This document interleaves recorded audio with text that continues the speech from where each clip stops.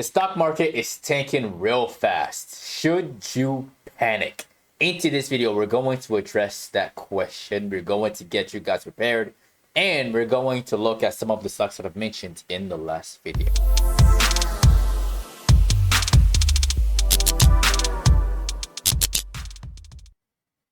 Alright, y'all. Let's dive into the charts right off the bat. We got the SPY futures. We're gonna use the SPY this time. And so far, if you look on the left, the SPY futures are falling quite rapidly. We're already down by 1% on the SPY. The Nasdaq, we're down by negative 1.75%. The Dow is down and the Russell is also down. All right. This move was coming. This move was definitely coming, especially after the completion of that structure on the 5-minute from way back here. All right, y'all see that green circle right there, and you see the structure that I had right here, and y'all also remember the SPY trade that I took after the breakout here until the opening on the next day on Thursday. All right, y'all saw that. I gave you guys those details in the last video. And at the top right here, again, I knew 6160 was going to be a point where there might be some turbulence.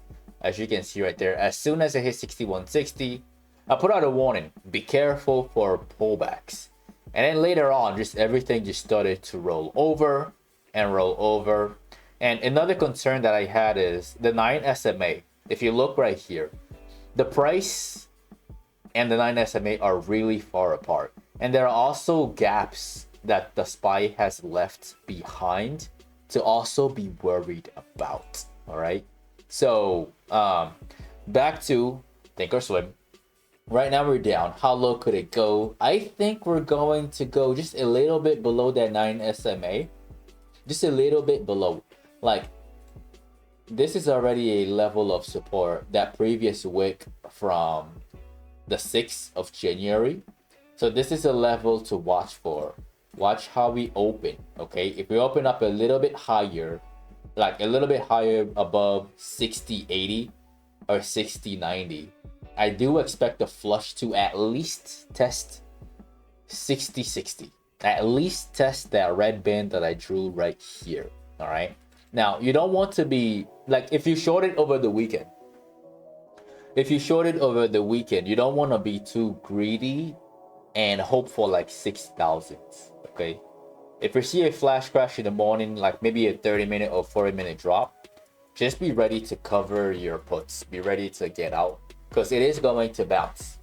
And then when it bounces, it's going to give us more sets of dojis before the FOMC occurs on Wednesday. Okay, reminder, FOMC is on Wednesday and volatility is going to kick in. But these pullbacks are healthy. I don't think you should panic. I think they're going to be short-lived. All right, like the lowest I see this thing going is probably 6,000. The lowest I see this thing going before we spring back up again, and then we consolidate some more, and then we go back into new highs like in the beginning of February. That's kind of what that's my first opinion that I'm getting right now. It's a little too soon to be like 100% sure that that's going to happen.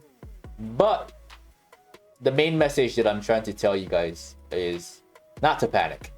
We're going to see some dojis on the weekly. It's going to be annoying, but eventually we will see big candles like this, but moving to the upside. So don't panic. The stock for tomorrow is that y'all should be keeping in your watch list. Like, I liked it last week, but I also hated it because it has earnings coming up. And because earnings is coming up, you're not getting the great deals on the contracts, even if you're right. Like, you might get a decent deal. I'm not gonna lie. Like, the contracts are gonna be up by 40, maybe 50%. All right, it's Tesla. And Tesla looks like this. Let me clean up the chart. So Tesla had a massive move, and it looks like it wants to pull back. It's making higher lows. We have we have the all-time high right here, and then we have a lower high. A lower high, and then lower low, and then lower high. It's just downtrending in that fashion. All right, now next, there is a structure on there. On the 1 hour that I saw last week on Friday, it's right there. There's a descending triangle on the chart. And typically with this, we should see a drop all the way down to where my alert is. Yeah, the alert is there. That's my thoughts on it. I think it's gonna get there either before or after earnings. And earnings is on, I believe, Thursday afternoon. No, Wednesday afternoon. Earnings is on Wednesday afternoon. All right. So, what am I trying to say? What I'm trying to say is, it might consolidate here, and then earnings is going to bring it down, or if it slowly fades until 366, earnings is gonna bring it back up. All right. It really depends on the timing on the. Is it going to get to the low before earnings, or is earnings going to cause the stock to tumble down to 366? Eventually, I think it's going to get to 366. I think so. All right. And then after earnings, I'm obviously bullish because again, Wednesday we have FOMC, and Wednesday, if this thing gets down there, is it worth gambling through earnings? Again, I always tell you guys, no, don't gamble through earnings because there's a 66% chance of you losing your money. All right.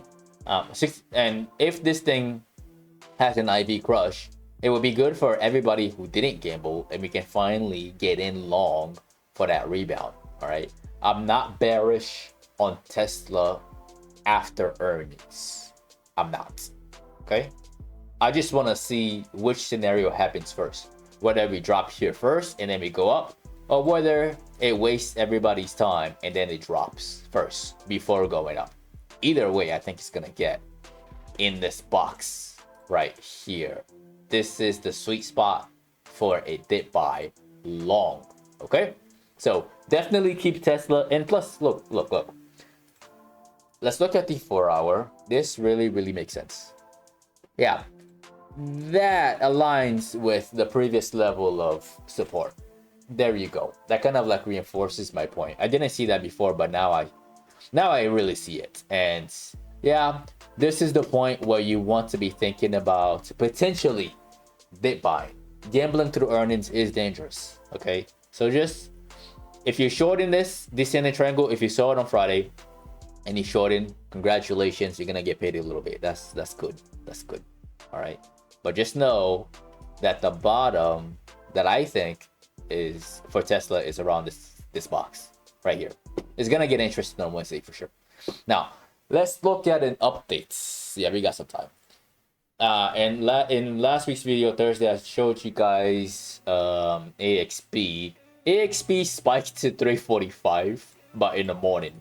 So only people who had shares, who had sell orders on their shares, would have gotten out in this massive wake up here. Okay, only those people. Anybody with options, gambling through earnings loss. Out the gates, it didn't really pump. When we look at JP Morgan didn't get up to 270, but it did climb in a little bit, right? So anybody who had calls right here made money on this spike. We had calls on let me show you guys. So yeah, this is Apple. I showed you guys in the last video, which was I think Thursday, right? We sold Apple, we made money on Apple. Then after that one, we got into CRM for literally the same reason, but on a bigger time scale. The 1 hour time frame breakout, I was looking for a move up to 350, but I ended up getting rid of it the next morning because it was looking kind of weak. Like it gapped up in our favor. Yeah, it ran a little bit. We made some money on it, but not a lot, unfortunately. I get out of there by after the first 20 minutes, I was all out because it was rolling over with the overall market. The SPY was looking weak, and I didn't see a reason to keep holding it. Okay, now is it going to go to 270? Is JP Morgan going to get there? I don't know. All right, most of the money has been made from here, from 257 all the way up to 267. That extra $3 is really like, it's kind of being greedy. Okay, eventually I'm gonna have to do a recap on there. Maybe it's gonna stall like that with everything, and then it's gonna spike again when another stock in that specific sector has earnings or something. All right, that's just something to look out for. Now let's look at something else. Apple. With Apple, it's still looking bearish. It's still looking bearish, and 219 is holding. It's giving dojis right now.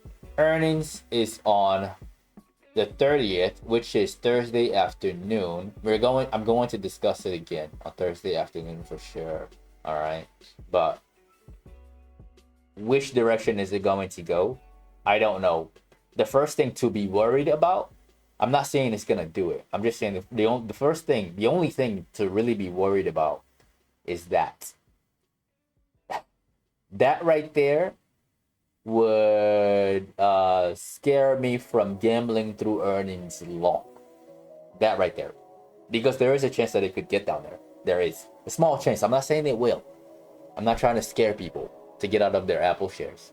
All right, I'm just telling y'all that's what I see. There is a gap on a daily, and there is a small chance, just a small chance, that earnings might be the reason why it gets down there. I'm not saying that it will. I don't know. All right, so that's my honest thoughts on everything, and that is the end of the video. Do not forget to annihilate the like button as always. I make these videos from Sunday to Thursday at exactly 8 p.m. Central Time. All right, so definitely click on that subscribe button and click on that notification bell. That way you don't miss out on future uploads.